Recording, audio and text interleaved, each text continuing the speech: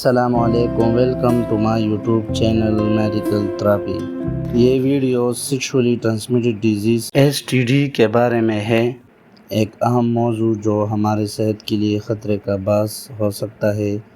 جنسی تعلقات کے ذریعے یہ بیماریاں منتقل ہوتی ہیں اور ان کے علامات اور علاج کے بارے میں ہم بات کریں گے، جس کے مختلف اقسام ہیں جیسے ہیپاٹائٹس، گونوریا، سفیلس اور اس کے علاوہ ایڈز جس کو ہم HIV کہتے ہیں، جن میں سے ہر ایک کی علامات اور علاج میں فرق ہوتا ہے۔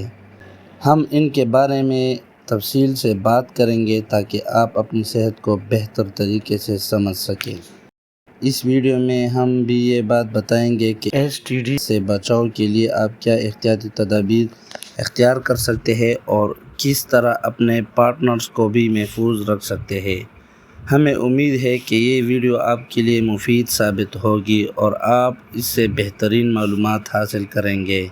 براہ کرم ہمارے چینل کو سبسکرائب کریں اور اپنے دوستوں کے ساتھ بھی شیئر کریں تاکہ یہ اہم معلومات زیادہ سے زیادہ لوگوں تک پہنچ سکے۔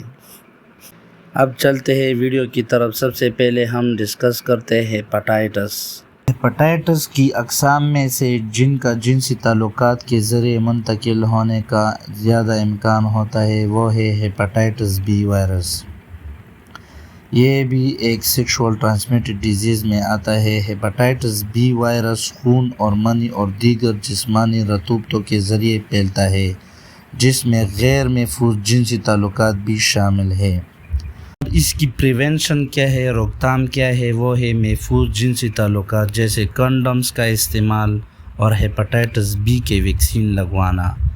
اور دوسری ٹائپ ہے ہیپاٹائٹس C وائرس۔ یہ بھی ایک ٹرانسمیٹڈ ڈیزیز میں آتا ہے۔ اگرچہ ہیپاٹائٹس C سے عموماً خون کے ذریعے منتقل ہوتا ہے، لیکن یہ غیر محفوظ جنسی تعلقات سے بھی پھیل سکتا ہے، خاص طور پر اگر شراکت داروں میں سے کسی کو خون بہنے کی حالت ہو۔